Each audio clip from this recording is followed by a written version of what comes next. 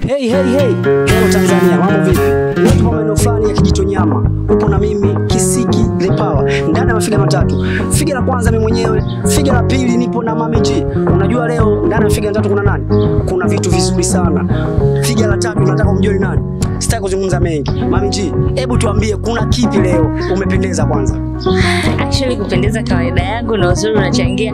We got so many surprises for you guys. Tafadhali usitune kitu tofauti na hapo. Yaani kile kidude kile usikiguse. Stay tuned, mambo ni mengi yanafuata. Yeah, Mami G.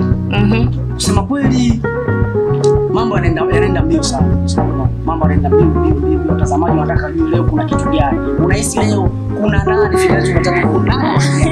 You're so funny actually, siongozi na hisia. Yaani ni kwamba kuna vitu gani tulivyoandalia. Vitu tumeandalia ni bomba, vitu tumeandalia ni moto. Just stay.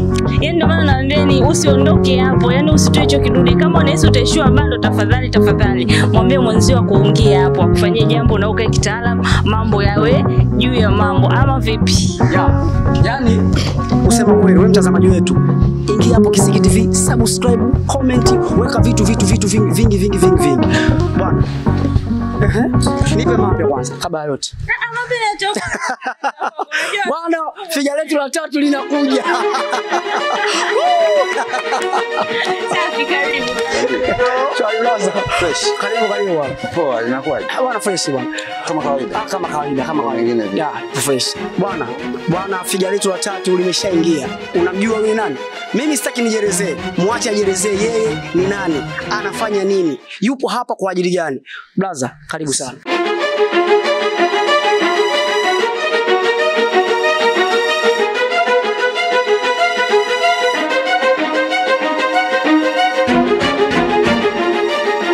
Mimi naitwa Yoso Mashot. Ndio jina langu hilo ambalo linajulikana sana. Mimi ni cameraman. Ndio. Cameraman, director, sometimes manager wa watu wengi tu. Lakini nasaidia pia na watu wengine nao kufikia huko ambapo watu wengine wamefika. Yeah. Bwana unasikia? Huyu ni director, huyu ni cameraman, pia ni msimamizi baadhi ya wasanii na pia anasaidia. Hebu tumsikilize Yoso Mashot, cameraman wetu huyu. Tangu alivyoanza cameraman, msimamizi, kuna vitu gani ambavyo amekutana navyo, anavifanya, aliwasaidia mpaka hapa alipo. Tangu mwanzo mpaka sasa hivi tujue kazi ngapi alizozifanya, wapi tumwangalie, sehemu gani tumtafute.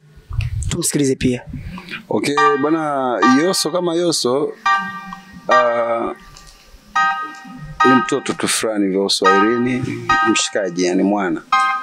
Lakini Yoso kwenye hustling zake nilishakuaga kwanza muigizaji kipindi hicho zamani, miaka mingi sana. Wow. Mimi nimeigiza, nimecheza ngoma za asili, nimefanya vitu vingi, nimekuwa comedian, nimechekesha. Kipindi hicho niko na ndugu yangu Masele Chapombe, maana watu wengi wasichokijua wanajua mimi na Masele tumejuana tu juu kwa juu. Lakini tokea huko Masele anaigiza mizengwe. Misha kushiriki mpaka mizengwe, nisha kuonekana na mimi kwenye TV. Wacha. Mimi. Hapa Masele, hapa Masele, hapa Mkwele, hapa Zembwela, pale Bikiloboto. Katikati niko mimi. Mizengwe hiyo yani au sio bwana? Kwa na mimi nilionekana mule. Lakini sasa nikaona kama kuonekana kwenye TV sio bahati yangu maana yani na shoot sana kila ngipita mtaani siitu ngona maana naonekana yake watu hawanioni. Kwa unajikuta hata zile nguo ambazo umeshutia zile labda kipindi kimeruka leo, basi wewe kesho ndo unazivaa zile ili watu wakukumbuke tu, lakini wapi nikaona huko sipo. This is not my Ikajaga 2006 na 7 nikampataga rafiki yangu mmoja alikuwa ni Mfaransa yule, mzungu tuseme. Ila yeye mtu wa Ufaransa anaitwa Nathaniel. Yes. Yule tulivyokutana hivi akanire bwana vipi, yani alitokea kunikubali. Yeye ndo akaja akanifundisha kamera. Ndio. Kwa kanifundisha kamera ile 2007 imeenda, nakumbuka 2008 nikatoka nikaenda naye Nairobi. Nairobi kule nahisi ndo nilifanya sana vitu vingi. lakini kule nilikuwa najifunza zaidi kwa wale, kuna kipindi kwa Gai TV kinaitwa Vioja Mahakamani. Sijui kama watu wa sasa wanakijua sana. Watoto wa 2000 itakuwa. Yes. Lakini ile Vioja Mahakamani mimi sijawahi kushuti. Ndio. Lakini wakati wanashuti mimi nipo. Kwa hiyo nilikuwa kama mtu wao wale jamaa. Sasa kuna jamaa mmoja ana rasta hivi, mmoja ana rasta. You were among the crews, right? Sasa yule mwenye rasta ndio mshikaji wangu sana. Akiwa akaenda kushuti ananipitia hoteli, mara tulifikia tu hoteli. Ndio. Kwa hivyo nimeenda kule 2009 nikarudi tena Bongo. Kurudi Bongo nikaanza kushuti hivi vitu vya kawaida, lakini na shoot watu wanaona, na shoot watu wanaona. Sometimes nakumbuka mara kuna kipindi fulani nikamkamata mdogo wangu Country Boy. Kipindi kile hakuna anayemjua. Ndio Country Boy ya. Country Boy ni mdogo wangu. Ndio. Sisi wenyewe tulikuwa tunamuita Ninja, ndio jina lake. Nice. Nikamwambia Country Boy, no Ninja kile. Unajua brother kwa sasa hivi ni director na shoot. Ndio. Afu nakuona unaimba. Kipindi kidogo ana shake kazi yake kubwa ilikuwa ni kushake. Ndio. Una nyimbo yako kwa nini nisifanyie video hiyo? Sasa bro, unajua mimi sijai kushutiwa nini na haya, nikamwambia tufanye. Nikamfanyia chupa moja hivi. Akaona hii kumbe kweli mwanangu na mimi naweza. Sasa yeye ajiona anaweza na mimi pia nikajiona mimi naweza zaidi. Kama tunafanyaje Goma tukapeleka East Africa Television. Ilipigwa kipindi kile. Na hisi dogo na ipendo inaitwaje hiyo nyimbo blaza? Ile nyimbo ilikuwa inaitwa Make Money. Make Money. Yeah. Make Money kitu kama hicho. Mimi na Make Money. Yo si unajua nyimbo zao wanavyoimbaga. Baada ya pale sasa nikaanza kushuti Bongo movie, nimeshuti nyingi tu kipindi kile. Kwa hiyo ikaja mpaka 2010. Ndio. Masele akanipigia simu, Yoso kipindi kile kuna kampuni inaitwa Aririami Production. Ndio. Yoso bwana, hapa bosi wetu huyu Aririami anataka kameramani. Kama vipi njoo uongee naye itakapofikia yani mtakapoelewana wenyewe mtajua nini mnafanya. Nikamwambia sawa, hamna noma. Nikaenda Ilala pale. Nikakutana na bosi yule Mwarabu. Tukaelewana vya kuelewana, akanikabidhi kipindi kilikuwa kinaitwa Vituko Show Channel 10. Ninakumbuka kipindi kile. Mami G, unakijua hicho jamani? Of course nakijua. Haya maswali waulizo watoto wa not me jamani. Sawa dede. Kwa hiyo sasa mimi kuanza kufanya kile kipindi cha Vituko Show, mimi na imani njia yangu kubwa ilianzia kwenye Vituko Show. Ndio. Japokuwa huko nilifanya huko sio kama ninavyosema na kina Country Boy na kina nani, lakini nilipokuwa Vituko Show pale ndio ilikuwa hatari. Ndio. Nakumbuka tulienda Mbeya. Yeah. Mimi kazi yangu ya kwanza kufanya Vituko Show tuko Mbeya 2010. Afu unajua Vituko Show ilikuwa ina mastaa wachekeshaji karibia wa Tanzania nzima. Ukiacha Joti, yani ukiacha timu ya kina Joti. Ndio. Sasa kipindi gani nafanya Vituko Show huko kuna The Comedy. Ndio. Ukienda kule Star TV kuna Futui. Ukija ITV kuna Mizengo. Mambo yalikuwa ni moto. Kwa hiyo tuna ushindani mkubwa. Sasa si timu yetu kulikuwa ni kubwa nzito. Unajua timu nzito. Ndio. Kwa sababu unakaa sehemu afu kameramani mimi sasa. Ndio. Unakaa sehemu kuna Masele. Ndio. Kuna Kitale. Ndio. Ambaye Mkude Simba sasa hivi. Ndio. Kuna Marehemu Shalo. Ndio. Marehemu Majuto. Ndio. Marehemu Baba Kundambanda. Ndio. Marehemu Eliki, yani marehemu wengi. Sawa baba. Mungu lazima atupe. Mungu tu aweke. Amina. Kwa marehemu alikuwa wengi. Akina Shaboko. Sijui yani wengi tuseme mastaa wengi walikuwa hapo mmoja. Kwa hiyo kipindi kilikuwa kinapendwa sana. Mpaka tumeenda Mbeya tumekaa, nakumbuka kule tukampata marehemu Kinyambe. Kinyambe tulimkuta Mbeya. Tukatoka Mbeya tukahamia Tanga, Kinyambe tukamtoa Mbeya tukaja naye Tanga. Nakumbuka Kinyambe umaarufu wake ulianza 2012. Mimi ndio nilimsupport sana. Ndio. Kuliko msanii yoyote yule. Yaani kama yupo ambaye alimsaidia yule dogo. Kama anaona interview aje afu abishane na mimi. Kwa sababu yule dogo tulimkuta Mbeya, Uyore. Mtu wa kwanza kujuana naye alikuwa jamaa mmoja anaitwa Gondo Msambaa. Gondo Msambaa, simpata. Gondo Msambaa na Mkononi. Ndio. Wale ndo watu wa kwanza kumjua Kinyambi kwa wasanii hawa wote Tanzania. Ndio. Sio mtu yeyote ni hao Gondo, Mkono. Kwa hiyo tulivyoenda Mbeya Mkono hatujakuwa naye. Gondo ndio akamleta Kinyambi kambini. kumleta Kinyambe kambini na kupa story hiyo. Sema kuna watu wengine sitowataja, watu wengine nitawataja kwa nia nzuri lakini. Ndio. Dogo alinyanyasika sana pale camp. Kwa sababu siyajulikani underground. Na anataka kushuti. Na hatujui anashutije kwanza. Yaani ndo mbaya hii. Alafu dogo anataka. Nikamwambia sikiliza, cha kufanya mimi cha kukusaidia. Wewe unakuja kambini asubuhi, tunavyoenda location unapanda kwenye gari yetu, tunaenda yani kwanza uzoeane na watu, yes hivyo. Kwa dogo kweli akawa anafanya hivyo. Pale kuna watu wanamtuma tu. Yani ushakutana na ile muda wa chakula ni unakula afu mtu wewe nani Kinyambe katunulie nani? Katunulie vocha. Sasa mtu anakula unamtumaje? Acha amalize kula ndo mtu. Ndio. Kwa hiyo ndikana nagombana na watu sana pale kwa hizo issue. Sometimes wakawa wanamchukulia kama katuni tu. Hebu tuonyeshe unavyoigiza. Ikafika sehemu tunaenda location, maana sisi vituko show tulikuwa hatuandiki. Sisi tulikuwa tunashoot sana freestyle. Unajua freestyle. Sisi tunaweza tukatoka kambini tunaenda location na tujui tunaenda kushoot nini. Yani Frida kwa sasa hivi anasema Frida ulishinapatia. Sisi tukishafika pale. Watunzi wetu wa ile vituko show alikuwa ni Masele. Ndio. Masele na Kitale Mkude Simba kwa sababu hawa jamaa vichwa vyao yani sio vina nini yani. Kwa nini tukafika tu tukakaa hivi. Jamaa tunashoot nini? Kwa watu tunafikiria tufanye hivi hapo Masele naye akija wao mimi na wazo hili. Kitale mimi na wazo hili. Tunakuja bwana Shalwe tunabutua hivi. Sasa kwa dogo tunaenda naye location anarudi ashoot. Yani alienda hivyo takriban mwezi mzima.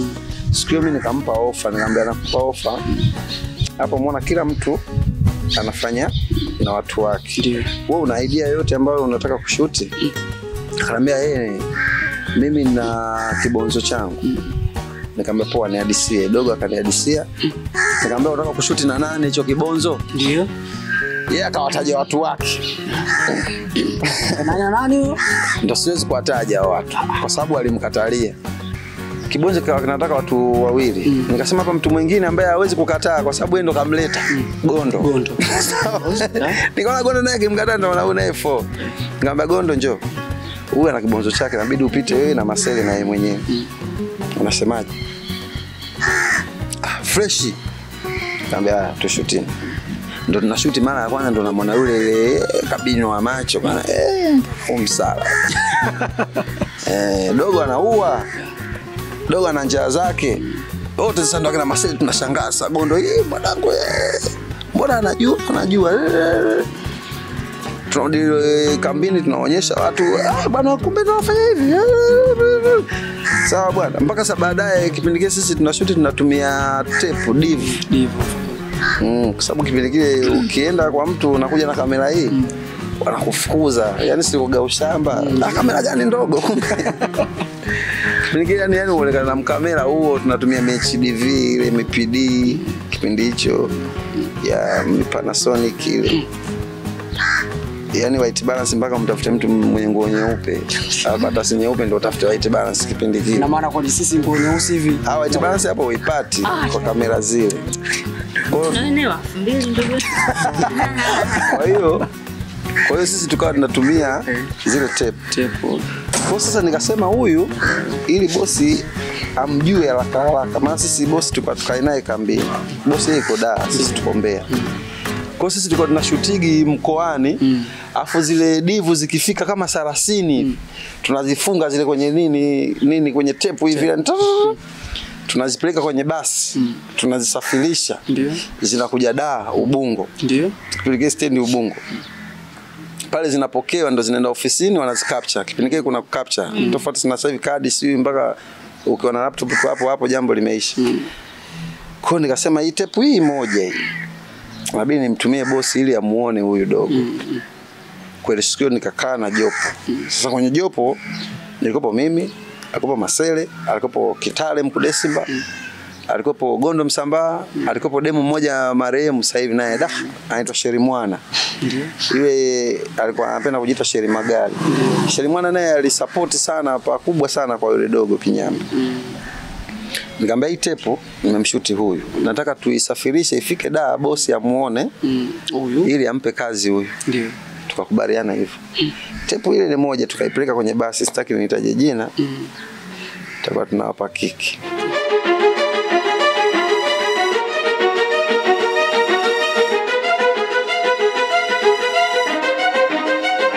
Yoso Mashot ameongea vitu vingi sana kuhusiana na sanaa yetu, ameongelea historia yake yeye, sanaa ilipoitoa, sanaa ilipomtoa mpaka sasa hivi yeye na sanaa wako kwenye hali gani, nadhani vyote umeweza kuvielewa. Lakini ambacho pia nahitaji kujua kwa history ya sanaa jinsi ilivyotoka na mpaka sasa hivi tulivyofika, tunaiona kabisa sanaa yetu iko mahali, lakini wewe pale mahali hutaki kukubaliana nako, unasema kwamba sanaa yetu inashuka. So what should be done ili hii sanaa ambayo tunaonekana inashuka kiasi kwamba sasa wasanii tumeanza kukopeshana milioni ngapi tu ndio wapi ukapate nini? Je, ni nini kifanyike ili sanaa yetu iweze kufika mahali fulani, tuwe kama Bollywood huko, kama Hollywood huko, kama Nollywood, whatever it is, lakini tuweze kufika pahala. Unadhani nini kifanyike, especially kwa cameramen kama wewe, yani kwa wale watu ambao wako nyuma ya kamera, unadhani mchango wao bado unahitajika kwa kiasi gani ili sanaa yetu iweze kufika pahala? Yani bado kuna misingi ambayo inatakiwa iwekwe ya serikali. Mimi naona bado haijawekwa. Mfano misingi mbona natamani iwekwe kwamba serikali isimika kitu namna hii, like sisi hapa jamani tumetoboa. Cha kwanza, nikwambie kitu cha kwanza. Ili wasanii wanufaike na hili game letu. Kwanza kabisa. Wadili kwanza na hizi TV hizi wanazozifanya, wananunua tamthilia hizi. TV hizi, sawa? Hiyo issue ni jukumu la serikali, juu na yani wizara, kuna wizara ndio serikali, sawa? Wafuatilie kwanza ili swala, ili wasanii wetu wanaishije huku, kazi zao zikipelekwa wanalipwaje, wanafanya nini, wanafanya hivi. Alafu hili kikubwa kuinua sanaa yetu ya maigizo. Kwanza serikali wenyewe itakuwa sisi tupate chombo chetu, labda TV yetu. Chukulia mfano, umeona kama serikali wamefungua TV inaitwa nini, Safari channel, wameka wanyama, wameka wanyama. Sasa wafungue kama ile, lakini ya movie.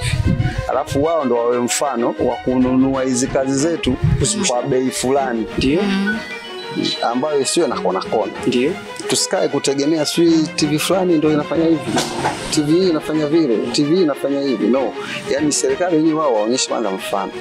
Lakini TBC tayari na wao wameanza kununua movie. Wamenunua movie, wameziona. Bado haijaanza kurushwa, lakini walitoa tangazo like wameanza kupokea movie, dirisha limefunguliwa siku fulani mpaka tarehe. I don't remember exactly the movie wananunua shilingi ngapi.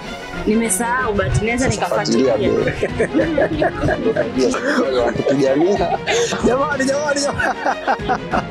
Mimi siwezi kusifia, naona bado ni uongo, drama nyingi. Msikia? Yoso Mashot amesema yeye hawezi kusifia kwa sababu bado ni drama nyingi. So guys, pull up your socks jamani, sana bongo ifike pahali. Ili wewe utaki kuamini upande wetu wa sanaa maigizo. Mimi siongelei sanaa nyingine. Naongelea hawa maigizo kwa sababu muda mwingi nakutana nao, tunakuwa wote na sinaona mimi watu wanavyoishi. Sawa, mimi naona watu wanavyoishi. Kuna haka style mtu anaitwa like movie inaendelea. Extras. Afu unapewa 10,000 kwa siku. Unaliongelea hilo swala, like mtu anakuja the whole day, sometimes mtu ana hadi over the night and like 24 hours yuko pale afu anapewa 10,000. Sasa kwenye kupewa 10,000 afu mtu akaipokea, hiyo ni makubaliano yao. Sawa? Hiyo ni makubaliano yao. Yaani mpaka umekuja, nimekupa 10,000 na umekubali. Lakini hilo uone kwamba bado sanaa, yani ni bado ni yani ninachokiongelea ukiachana na makubaliano. Don't you think ile inaiweka sanaa yetu inaonekana kwamba bado iko chini sana kiasi kwamba mtu ule muda wake haujaliwi. Yaani ndio maana narudi pale. Yaani tunarudi, tunazunguka, tunaenda pale. Sisi sanaa yetu ya maigizo bado, yani bado tunaigiza kwenye sanaa ya maigizo. Yaani tupo kwenye uigizaji na tunaigiza, yani ni uongo tu. Ndio maana nimerudia tena, kuna misingi tu fulani mizuri serikali iwekwe. Yaani tukiacha hiyo kukopeshana hii. Kwanza kukopeshana wangeka pembeni. Maana nimeona toka watu wamekopa wanalalamika serikali yao hajalipwa mpaka leo. Hapo wana tajizi Msigo akaongea, subiri. Msigo mwenyewe anaongea hajalipwa. Sasa kama wewe hujalipwa maana sanaa si hailipi. Mimi umenikopesha biashara yangu haijaenda. Sasa mimi nakulipa nini? Ndio tunalipa pale. Kwa hiyo ni swala hili wasitukopeshe sasa hivi. Ila kuna vitu tu watuwekee bana, wasanii wameigiza. Wote tunakutana. Sawa? Sisi serikali tunaweka mkakati huu. Sawa? Bajeti yetu hii. Tukifanya hivi na hivi, na imani sanaa yetu itafanya nini? Itakuwa. Sio, umeelewa? Nao serikali wenyewe wanajua, sio kama hawajui. Kuliko kuletea huko mkopo, tutakopa, tutakuwa tulivi, mtatufunga. Yaani mfano mimi sasa ndo nafanya mfano ndo serikali sasa au mimi ndo msanii. Sawa, nimefika. There's at a point like hatuhitaji mtukopeshe, lakini mtuwezeshe. Mtuwezeshe namna gani? Tunahitaji elimu. Elimu juu ya nini? Elimu juu ya hii sanaa yetu ya maigizo. Unajua kuna watu wengine ni wasanii lakini hawana misingi. Ila wengine mamichingo. So umeenda China. So umeenda kupata elimu. Umeenda wangapi? Huwezi kupata elimu kwa siku mbili. Wameenda wangapi? Walochaguliwa. Wameenda kwa muda gani? Hapo sasa. Huwezi kupata elimu. Hauwezi kupata elimu in a week au mwezi mmoja. Bana, sanaa ni kubwa sana. Kama unakumbuka kwa tuliwahi kuongea na Mzee Jangala.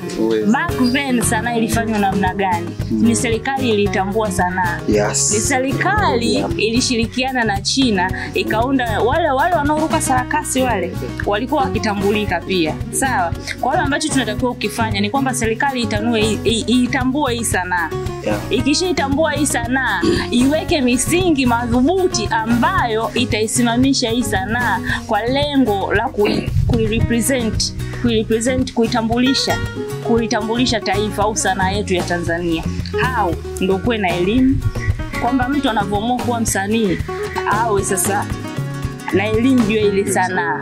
Kuna baraza la sanaa, lisimame kama baraza la sanaa. Kama vile tunaona baraza la michezo linafanya. Linaisimamia michezo na tunaona mpira kidogo siku hizi angalau. Sawa. Kwa hiyo kuwe na baraza lile ambalo litatambua misingi yake na kazi yake kwenye hii sanaa ni nini. Unanielewa? Alafu after then ndo iangaliwe sasa. Ameongelea swala la television. Television ya taifa ambayo kazi yake yeye ni kutangaza utamaduni na sanaa ya Tanzania ikiwemo sanaa ya maigizo. Umenielewa? Kama vile ambavyo tumeamua kuitangaza Royal Tour like Tanzania tuna 1, tuna 2, tuna 3, tuna Tanzania Safari Channels, kuna tuzo, kuna nini, basi kuwe na hivyo vitu. Mimi nadhani ndo kaka alichokuwa anajaribu kukisema. Sawa. Na mimi ndicho ambacho natamani kingekuwa. Tusiongee mdomo. Asante. Jamani, bila shaka mmesikia mengi sana. Tunaozungumza hapa sio mabaya, bali tunaelimisha na pia niombe kwa serikali yetu. Kwa hiyo serikali mna sikio kubwa sana. Hebu tutazameni hili. Kama kuna 1, 2, 3 ambayo inaita tija kwa sisi wasanii, basi tufanywe hivi vitu. Na kama kuna vitu ambavyo labda tumevizungumza labda havifai, basi mtusamee. Lakini ujumbe umefika. Ndugu zanguni wasanii, madirector, maproducer, wasanii tofauti, hebu tuangalie wapi tunataka tufanye. Wapi kipi ambacho tunataka tukifanye. Sio kila siku tunaanza kulialia. Bwana mimi sio na mengi sana. Mimi kuna kitu ambacho nataka kuongezea. Maana naona mambo yanaenda mpela mambo yanazidi kuchomoka. Una kipi zaidi hapo? Mimi ninachotamani hasa matamanio yangu ni kuiona sanaa yetu.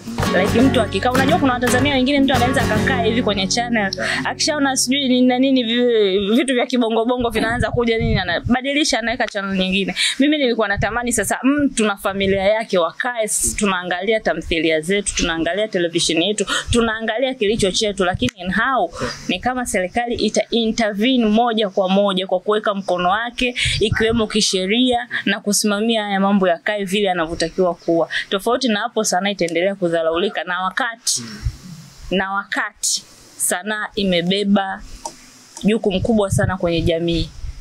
Jamii tunaweza tukaibadilisha kwa sanaa. Jamii tunaweza tukaiendesha kwa sanaa. Ila sasa sanaa yetu ambayo sasa sanaa ya maigizo tayari watu wanaigiza kwenye sanaa ya maigizo, basi tutaendelea kuigiza. Ndio unashangaa baba anaigiza, mama anaigiza, mtoto anaigiza, ukija kuangalia hapo katikati bonge moja la siri. Kuna kitu kimoja huwa kinanisumbua sana akili, hasa kwa makameramani. Nasikia bwana tetesi za hapa na pale, wasanii kwamba wanazungumza kwamba kameramani una maana umeshika kamera, ina maana ingie huo unaangalia una point bwana dem gani pale na mimi namkubali. Alafu namfuata bwana, sikiliza mimi bwana 1, 2, 3. Ila akikataa tu mzee unamtoa miguu. Je, ili jambo lina ukweli ndani yake? Kwa sababu umezunguka sana katika kambi hizi na production nyingi. Je, ina ukweli wake, na kweli wasanii huwa wengi wanapenda sana kujipendekeza kwa makameramani labda wapate nafasi. Hili lina ukweli ndani yake. Hiyo kwa makameramani wa shamba. Sasa mimi sio mshamba. Alafu mimi ni kameramani kipaji. Yeah. Unajua kuna wale ambao sio vipaji wana force. Alafu wapo wale makameramani kweli wapo hivyo, wapo wengi. Wengi. Sorry ni wa shamba. Ndio. Sasa mimi kama mtoto wa mjini ni baba yake kwa ajili ya demu ili weje. Mimi demu kama unanitaka kama unataka baridi. Yeah. Yani sikutongoza. Na kuhakikishia nimekaa kambi hiyo ya Kitale mwaka mzima sijamtongoza mwanamke yule mpaka naondoka na sina demu ile kambi. Bwana, na kulikuwa kuna watoto wazuri mule, kuna Mina, kuna yule Clara na Mpunje sasa hivi Kombolela anaitwa Mashavu. Sijui alikuwa dada mmoja Mwarabu anaitwa Naima. Kuna visu lakini wala afu mimi mpaka leo akinaona kaka vipi shikamoo. Sawa? Kwa mimi kukutongoza. Kwanza mimi hata kama nakufuata nikutongoza. Sikuleti mimi kwenye masuala ya sio nitakutoa. Uwezo wa kukutoa hapa sasa. Uwezo wa kukutoa? Ndio. Sina. Kwa uwezo wa kukufightia ili kuna njia fulani ufike nao. Kwa hiyo sijawahi kumtongoza mtu yoyote kwenye kazi ili nimshuti vizuri. Kwanza mimi nilivyo siwezi kukushuti vibaya. Nikushuti vibaya pale jina linaandikwa langu. Ndio. Kwa hiyo hasara kwa nani? Mbona Yesu kamshuti vibaya, picha ina focus hivi. Nishajaribia mimi. Kwa mimi blaza Yoso hapo tutongozana tu wenyewe na mapenzi yetu. Lakini usiingize kwenye masuala eti mimi kameramani si mimi nini. Blaza Yoso hapo jamani. Tumemsikia. Yoso Mashoti. Kameramani ambaye star ambaye halingi. Mimi silingi. Bana huyu hajaje kufanya vitu hivyo. Kwa hiyo msimsingizie au msiweke sumu kwa makamera fulani au vitu fulani anafanya vitu fulani. Lakini kwa nini mimi hichi kitu nakivalia njuga wakati wahusika wapo? Mamiji. Kusina musika wa dada hebu na una kipi? Unakutana kwenye kambi gani? Tuanzie hapo. Sio kukumbuka. Ananipaka sasa. Actually huko tutoke. Mimi nataka niongelee hilo swala. Sitakwambia ukweli kwa sababu sijaika kambi yoyote nikakutana na jambo lolote, so I'll have nothing to speak about that. Kitu ambacho mimi nataka sasa hapo sorry na mkatisha sometime hapo kwenye swala makameramani kuna kipindi pia mnaweza mkasingizia makameramani. Wale makameramani wa hivyo hapo. Ila sometime nao kuna wadada wana shobo makameramani hajatongozwa tayari. Bwana unasikia huko. Sasa yani unaweza kukuta kameramani mwingine naye rijari mtoto mzuri anakuachaje. Kwa hiyo sometimes wanawapaga sifa mbaya sana makameramani. Kumbe wanataka wenyewe. Kumbe kuna madada wapo wanatakaga wenyewe. Kulingana na alichokisema iko hivi. Kuna ile mtoto kautaka. Kataka wembe anapewa. Ukishamkata atajua okay kumbe hiki kitu ni hatari. Yes. Na kuna ile kuna ule wa moto. Yeah, iko hivyo. Kwamba umeshajirahisisha kwangu nikikuacha manake okay kajirahisisha let me do ambacho mtu anakihitaji. Sawa. Na kuna ile mko sehemu wanawake na wanaume asi na chanya ambapo vikinini lazima vitafanya nini? Yes. Kwa hiyo ni kwamba mwanamke pale you take your precautions. Okay, niko hapa natakiwa nijiheshimu namna gani, natakiwa niishi namna gani. Mkiishi hivyo kama kambi alipoziongelea tayari ambazo ameshapita, nadhani kila kitu kinakaa sawa. Heshima inakuwa mahali pake, anafahamu huyu ni kaka, huyu ni dada, okay, huyu ni wife, huyu ni husband, lakini kila kitu kinakaa kwenye mstari. Kitu ambacho mimi nataka kujua. Sasa hivi kumekuwa na wimbi kubwa sana la YouTube channels na kutengeneza filamu na nini. Ni kwamba kumekuwa na wimbi kubwa la wasanii ambao hawana pa kuzipeleka kazi zao, kwa hiyo YouTube channel ndio imekuwa kimbilio pekee, ama industry na wale watu ambao wako ndani ya industry ni wachache kiasi kwamba group kubwa la wasanii, maana ukiangalia ni namba kubwa kila sehemu, kambi. And if you heard about those kambis, ndio hizo sasa unakutana kwamba mtu imefika point yuko kambini, maisha ni magumu, what should I do? Anaanza sasa kujirahisisha. So which is which? Wewe unaonaje hilo wimbi kubwa la watu ambao wamekuja na YouTube channels kwamba tunaingia kambini tunatengeneza kazi ila sasa unakuta zile kazi zinatengeneza kazi nyingine. Yaani unakuta kazi kunakuwa na kazi ambayo haiwezi ikaleta kazi afu kazi inakuwa kazi kuifanya ile kazi. Ile swali lako hili la kuhusu watu wengi kukamilia YouTube nimelipenda. Kwanza ujue sisi tulichelewa kuijua hiyo YouTube. Na imani tungeijua toka zamani. Mimi nahisi kungekuwa hamna msanii maskini kwanza. Sio umeelewa? Kwa sababu cha kwanza YouTube hela yake, yani ukishatimiza vigezo vyako wanaanza wale kukulipa. Hela ya YouTube haina kona. Ndio. Hela ya YouTube haina mtu wakati. Sinaeleweka? Naeleweka vizuri na nakusikia vizuri kabisa. Hela ya YouTube haina kona. Hela ya YouTube haina mtu wakati. Yaani wewe msanii unapokuwa na channel yako ya YouTube kama umetimiza vigezo basi wewe hapo utaipata ile kutokana na kazi yako unayoifanya. Labda wewe ndio wazulumu wasanii wako. Sawa? Lakini YouTube hela yake iko hivi. Unapofanya kazi ndio utaipata hivyo hivyo. Kama ufanye kazi basi upate hela.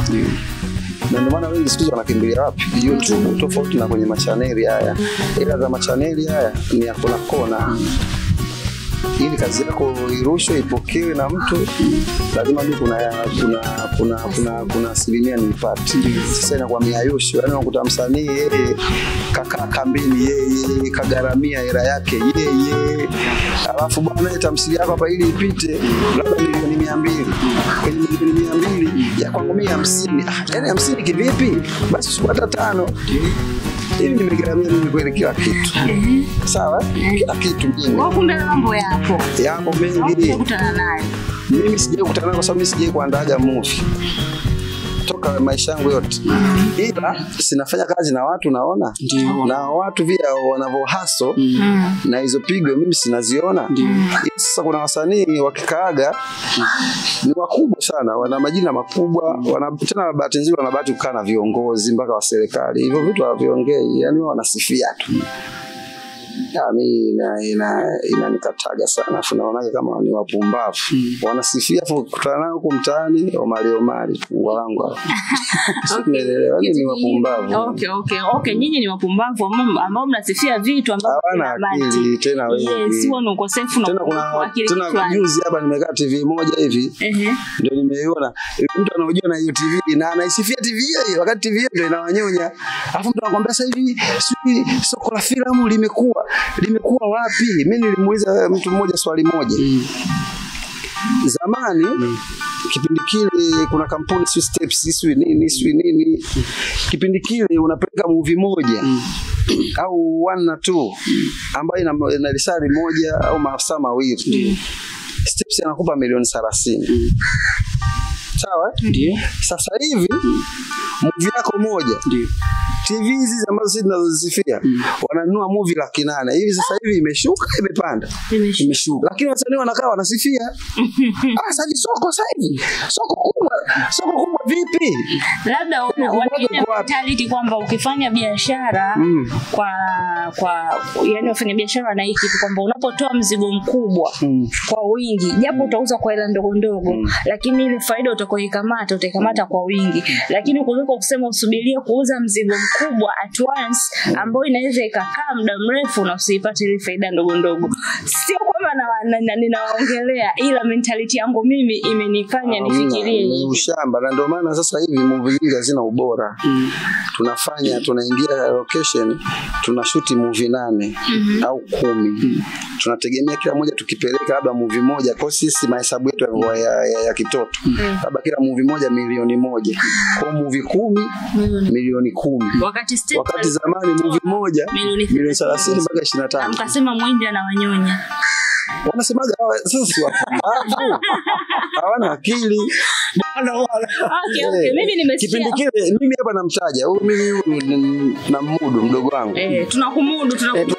Anakumudu mdogo wangu namudu. Anakutaja Niva Super Mario. Afu anaongea utaza. Niva wakati yuko steps. Niva alitoa mpaka gari ya Teza. Bwana. Niva kila movie akipeleka pale steps nakosi milioni 20, milioni 15. Kila movie na gari kapewa. Sawa? Niva sasa hivi gari yani. Niva mpeleka gari. Sana imepanda imeshuka. Imeshuka. Waongee wanasifia tu. Kaka Yoso, utuambie katika mitandao ya kijamii unapatikana nani? Facebook, Instagram, YouTube, TikTok, wanakupataje blaza? Okay, mimi Facebook na jina langu hilo Yoso Mashot. Ndio. Instagram Yoso Mashot. Ndio. TikTok mimi sina. Ila TikTok ipo ambayo tuna Irani ambayo inaitwa Masele Chapombe. Ndio. Kwa hiyo mimi sina TikTok. TikTok ipo ambayo ni ya Masele Chapombe. Kwa hiyo watu wafuatilie hivyo vitu hivyo, mimi wananipata. Lakini pia sasa kazi nyingi, kuna mzigo mpya huu pia tumeufanya unaitwa Samani Asante. Samani Asante. Yeah. Samani Asante ile pia ni mikono yangu. Ndio. Ni kazi ya Kitale lakini mimi ndo cameraman na nini tumeshutia Moro ile. Ndio. Cameraman Yoso Mashot. Waifuatilie na kama wanavyojua mimi sijaje kushutigi kitu afu kinakuaga akijulikani. Mimi nashutigi vitu vinavyojulikana tu. Yaani kama vituko show nani hajui vituko show. Maeneo kuambiwa nani hajui maeneo kuambiwa. Samani Asante nani hajui Samani Asante. Sasa hivi niko na Masele, nafanya kazi na Masele. Nani hamjui Masele Tanzania? Kwa hiyo mimi bwana ukiona nafanya kazi basi lazima itembee. Jamani, kama mlivyomsikia Kaka Yoso, mitandao ya kijamii umfuatilie. TikTok ila TikTok wanatumia analani ya Masele Chapombe. Na pia mfuatilie kazi yake ambayo sasa hivi inaitwa Samani Asante. Hebu angalia mle, ufuatilie, ucomment mikono yake blaza. Kwa mimi hapa Kisiki the Power, Instagram Kisiki the Power, YouTube Kisiki the Power, TikTok Kisiki the Power, Twitter au X. Tunaomba ingia, comment, tushauri. Naamini utapata vitu vizuri sana. Ila sipo mimi peke yangu. Yupo na dada yangu hapa. Ngoja nimpe kijiti hiki. Haya, mimi tena kupokea kijiti, mmeniona vizuri. By the way, kama tulivyoongea na kama mlivyosikia, ila serikali kuna jambo mnatakiwa mfanye juu ya sanaa hii. Sisi kazi yetu ni kupita huku na huku na huku na kudadavua changamoto zenu ambazo ndo changamoto zetu pia sisi watazamaji wa filamu na waandaaji wa hizo filamu na tamthilia kwa ujumla.